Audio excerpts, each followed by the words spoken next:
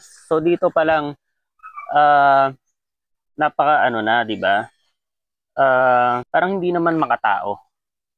Nakita mong emergency case, yung nangyayari sa estudyante. Second, sinipr mo.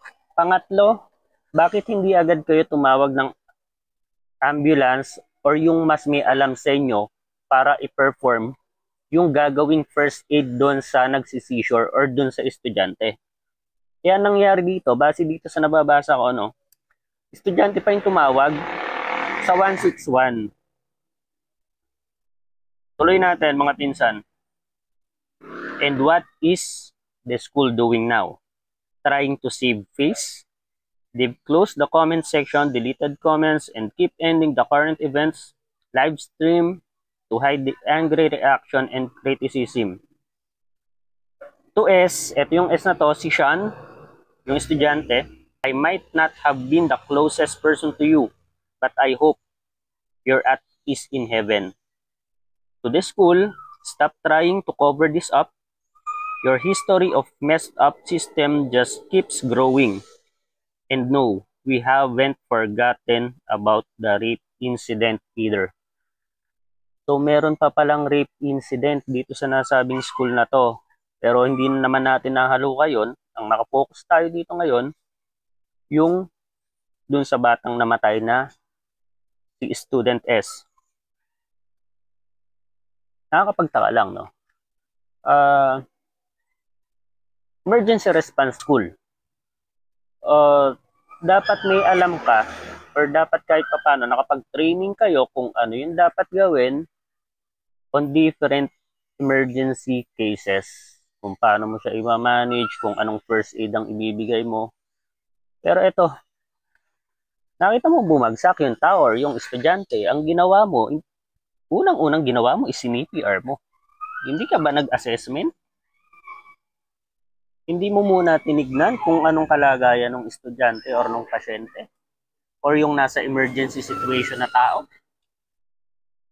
So pag nakakita ka na bumagsak, si CPR mo agad ganon. Come to think of it.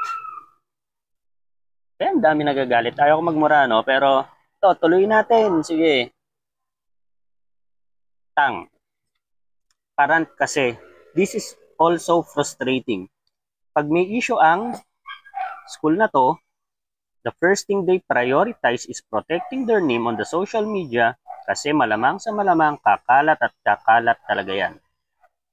More so when namatay na ang isang estudyante sa gymnasium mismo ng school, imbis na bigyan agad ng atensyon yung estudyante nilang nangangailangan ng isay na ang bata, ang unang sinabi ng teacher ay, hanapin mo ang waiver niya. Imagine, kayo mga pinsan, sa tingin nyo mga tao ba yung ganon? May emergency yung tao, may emergency yung bata, may nasa emergency situation yung estudyante. Ang una mo nga hanapin, waiver. Bakit hindi mo unang hanapin yung emergency number na pwedeng tawagan? Actually, hindi mo kailangan ng hanapin yung emergency number eh. Marikina City has own emergency number which is 161. Pwede ka rin tumawag sa 911 which is active. Currently active ang 911 and ako personally nagamit ko yan sa mga emergency situation. Tama naman to, yung mga sinasabi ng mga bata. Ituloy natin. Not the teachers, not the admins, not the medic. Yung mga yan ang humingi. Ang hinihingi ko lang sa school is mag-isip sila for once sa buong buhay nila. Hindi ko na itutuloy kasi nagmura na dito yung netizen. Para saan pa ang health-related subject kung yung mismong nagtuturo sa amin and professionals, mind you, titigan lang yung tao. Diba? Anong silbi ng school emergency response nyo or yung SDR nyo?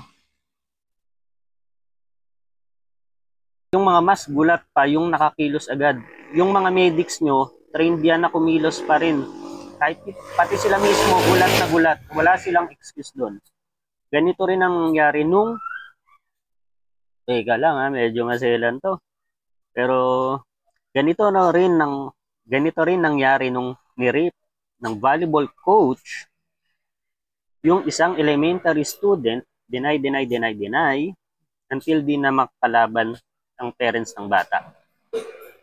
May they find peace and justice kasi isang institute ang all ng school.